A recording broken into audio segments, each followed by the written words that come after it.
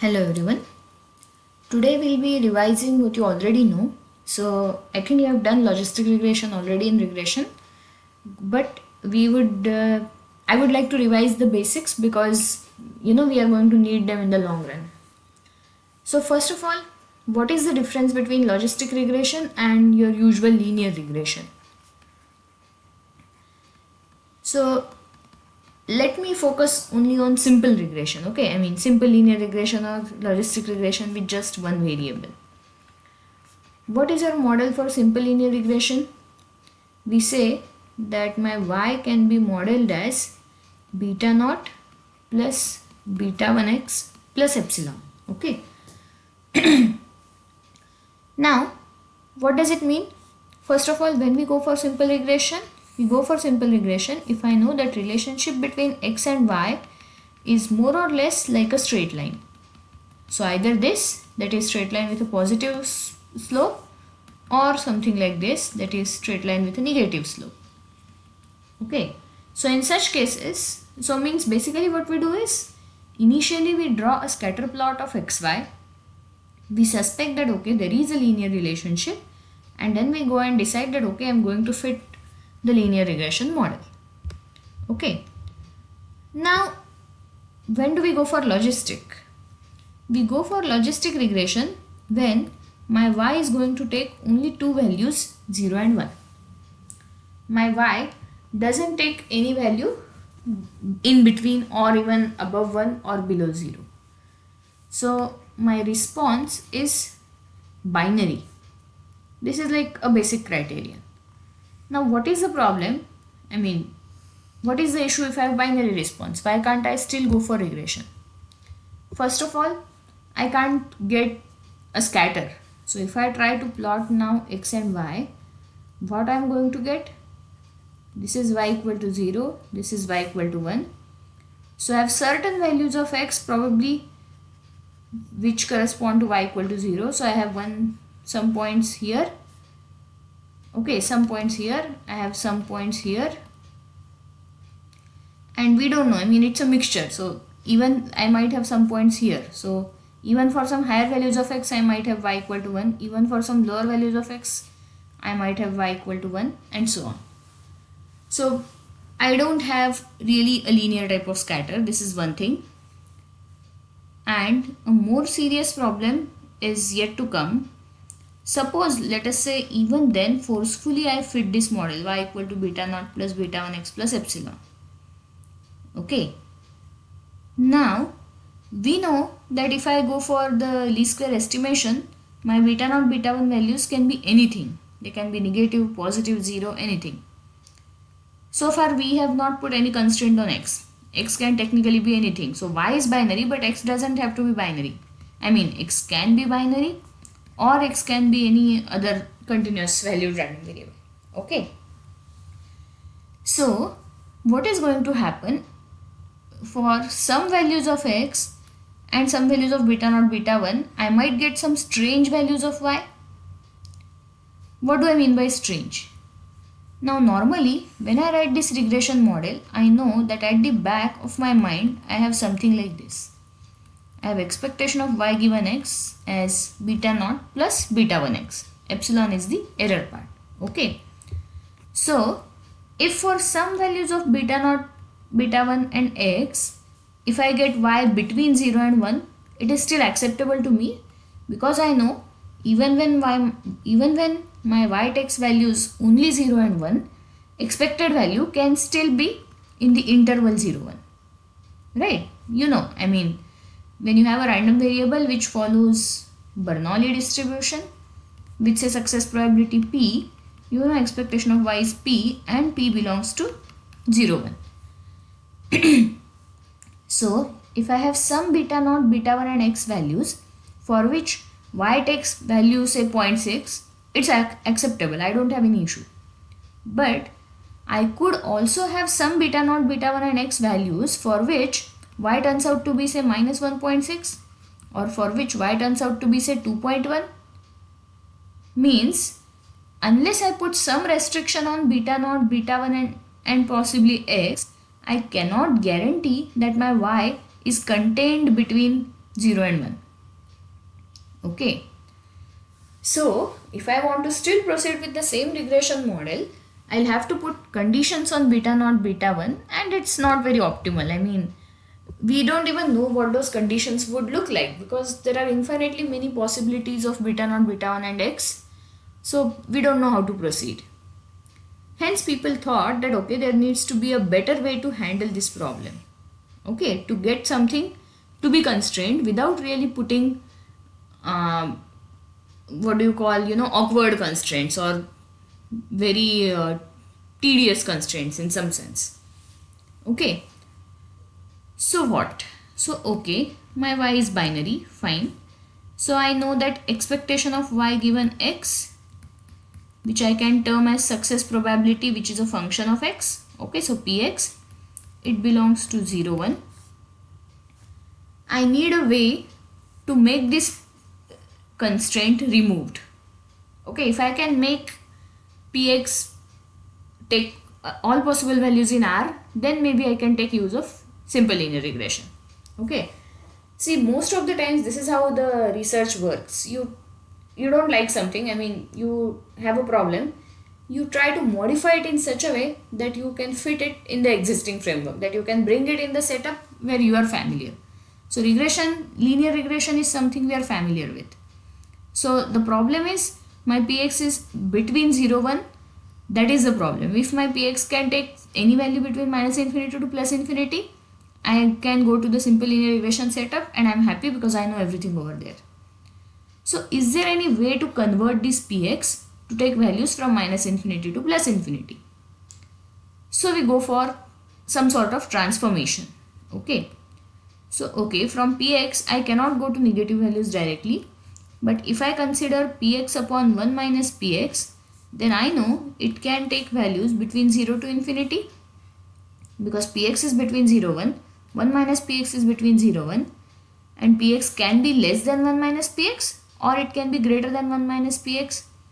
As a result, sometimes this ratio will be less than 1, sometimes this ratio will be greater than 1. Okay, if you are not convinced, try plotting. So take different px values between 0, 1 and try plotting this. Okay. So now I am in 0 infinity, and from 0 infinity I still want to go one step further. I want to go to minus infinity to infinity because I want to cover negative part also. So if I take log, I will get log of px upon 1 minus px to be between minus infinity to infinity, and this is what we like, right? So because this is the setup in which we are comfortable, and those who do or follow some sort of betting would know that this is known as odds, probability of winning upon probability of not winning. They are known as odds of winning. Okay, so if your odds are 2, it means you are twice more likely to win than to lose. So these are odds, so this becomes log odds, of course. And now that I have something which is between minus infinity to infinity, I can try to model that thing via linear regression. So we write log of px upon 1 minus px as beta naught plus beta 1x plus epsilon. And now I know how to proceed, right? So this is your logistic regression model. Simple logistic. For multiple, we will have small modifications. So what would be the modifications? Just like simple regression to multiple regression, instead of this single term, I would end up having beta 1x1 plus beta 2x2 plus beta pxp. Okay, that's all. Now couple more things. You might have heard of the S-shaped curve or S-shaped function. So from where does it come in? So if suppose these are x values, let me take x to be positive, and then these are px values. So probability of success for different values of x. So generally, so this is 1, this is 0. So if you plot this curve, probability of success versus x, generally the curve takes S shape. What do I mean by that? For the initial changes in x, the increase in success probability is low. Later it increases quite fast, steeply, and towards the end it is again low. See, let us say that x is the number of hours you put in to let us say study. Okay, number of hours you put in to study. So initially, for getting that passing score, you need to struggle. You do need consistent efforts to increase your chances of passing. After that, once you have put in enough efforts, after that it kind of becomes easy. So a very small increase in efforts can actually result in a significant increase in the passing probability. Whereas there is still some chance event here that the paper turns out to be too tough, and if you want to crack even that kind of paper, you will need lot of efforts. Okay, even in scoring it is similar. Scoring high marks requires too much efforts, whereas scoring something, once you are in a moderate range, once you have done average amount of study, going from 50 to 55 or going from 55 to 60 may not require that much efforts, whereas going from 90 to 95 would require lot of efforts, because there are some difficult questions which would need you to be very good. Okay, so generally the success probability is similar to this. Initially the increase rate is slow, then after you have achieved some ground, the increase is fast, and then later, after going beyond a certain threshold, it is again difficult. Okay, so this is the famous S-shaped curve, and this we already saw is equation for logistic regression. We can still modify it a bit to get into the form where you are familiar. So we said log of px upon 1 minus px is equal to beta naught plus beta 1x. Okay, I'm sorry, we won't have epsilon here because this px is already expectation. Okay, so we won't have epsilon over here. Okay, now log of px upon 1 minus px is this. So I can try to see what is this in terms of px. So px upon 1 minus px becomes e raised to beta naught plus beta 1x. So this becomes px equal to e raised to beta naught plus beta 1x minus px e raised to beta naught plus beta 1x. Okay, so I have px plus px e raised to beta naught plus beta 1x equal to e raised to beta naught plus beta 1x. So I have px to be e raised to beta naught plus beta 1x upon 1 plus e raised to beta naught plus beta 1x. Is it okay? So this curve is actually an S-shaped curve. Okay, you can try plotting this e raised to beta naught plus beta 1x upon 1 plus e raised to beta naught plus beta 1x. If you plot this on y-axis and x on x-axis, you will get that S-shaped curve. Okay, so this is your famous logit transform. Okay, now couple more things. In linear regression, what is my interpretation of beta naught and beta 1? Beta naught is the slope and beta 1 gives you expected change in y for a unit change in x. Means when x goes from x to x plus 1, what is the expected change in y? That is given by beta naught. So beta 1. So beta 1 is expectation of y for x equal to x plus 1 minus expectation of y for x equal to x, right? So what would be the scenario here? So if I have px plus 1, okay, upon px, what do I get? I would get e raised to beta naught plus beta 1 into x plus 1 upon 1 plus e raised to beta naught beta 1x. So if we want to do something similar to that in logistic regression, we will again go here. So because we know the linear regression setup is familiar, so let us try that here. So if I have log of px plus 1 upon 1 minus px plus 1 minus log of px upon 1 minus px, that we know would be beta naught plus beta 1x plus 1 minus beta naught plus beta 1x. Okay, I am simply substituting the formula for log of px upon 1 minus px, nothing else. So this becomes log of px plus 1 upon 1 minus px plus 1 divided by px upon 1 minus px, using the fact that log of a ratio is difference between the logs.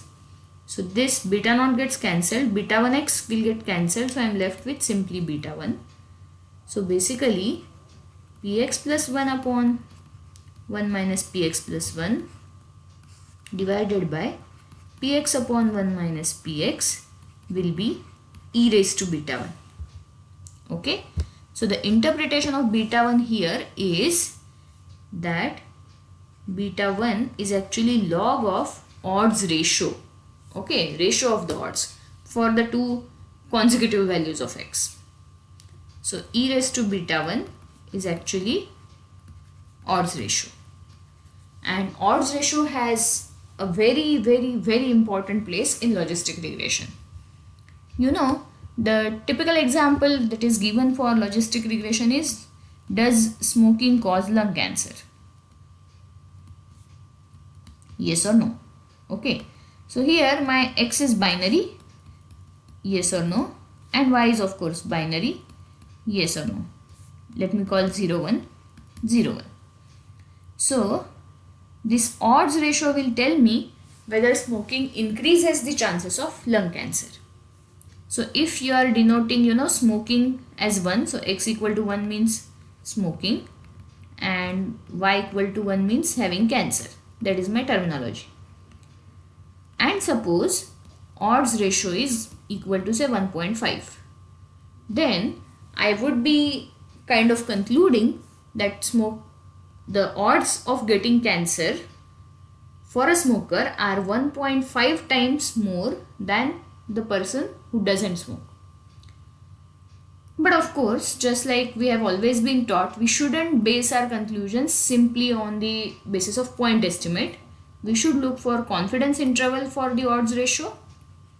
Confidence interval for odds ratio, if it is say suppose 1.2 to 1.8, then I can be confident about my prediction. Why? Because this confidence interval doesn't contain 1. 1 is kind of like your H0. That is, the odds ratio remains same for both the values of x. That would mean that there is no change in the probability of getting lung cancer even if a person smokes, if 1 belongs to confidence interval.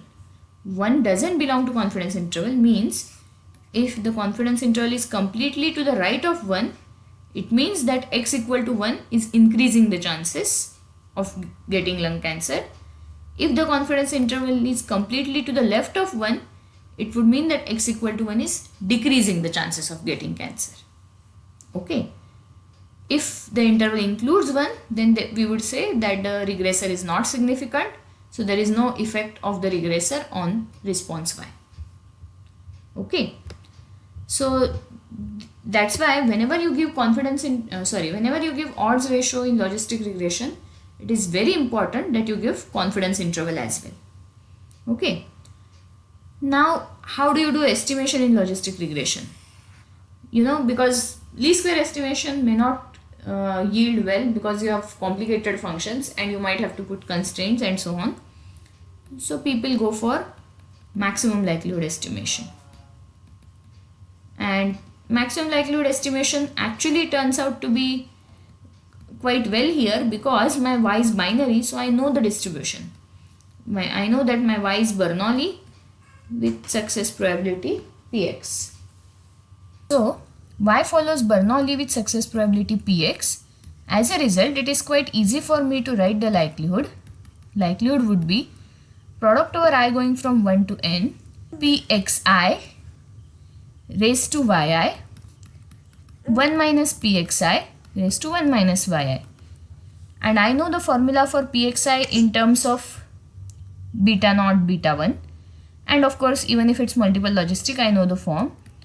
So log likelihood will become sum over I going from 1 to n yi log pxi plus 1 minus yi log of 1 minus pxi. Okay, and you can then substitute the value of pxi, differentiate with respect to beta naught beta 1. Of course you won't get explicit solutions, but iteratively you can maximize this likelihood and you do get decent estimates of beta naught beta 1 and of course the other coefficients if other regressors are involved. So that's why in logistic the estimation of parameters is done via maximum likelihood and not least squares, because anyway maximum likelihood method would give you better estimate. How would you choose a model? Model selection is done via AIC BIC. AIC is minus 2 log L plus 2k. BIC is minus 2 log L plus k log n, where k is the number of parameters in your model. Log likelihood is, log L is actually the maximum value of the log likelihood. You must have used AIC BIC in regression or time series also. And as you can see, ideally you want to maximize the likelihood, so you would like to minimize AIC and BIC. Okay, you would like to minimize AIC, BIC and choose a model which gives you minimum value of AIC and BIC. The significance of the regressors can be tested via deviance. You have something called null deviance, which depends on likelihood of the saturated model and likelihood of the model with just intercept. Then you have something called residual deviance, which depends on likelihood of the saturated model and likelihood of the current model. Okay, and then you have to take difference between null deviance and residual deviance. So you are kind of determining whether the current model is significantly better than the model with just intercept over it. So you are testing the significance of the regressors in the current model. Okay, and the distribution for that deviance statistic is actually chi-square, because it's kind of like likelihood ratio, chi-square with degrees of freedom equal to p, that is number of regressors. Why number of regressors? Because your current model will have p plus 1 parameters, p for regressors and 1 for intercept, whereas model with simple intercept will have only the intercept. So the difference between the two number of parameters gives you the number of regressors. Okay. So your homework is to figure out what is the exact formula for null deviance, residual deviance and the deviance statistic. Okay. So let me stop here and we'll continue in the next lecture.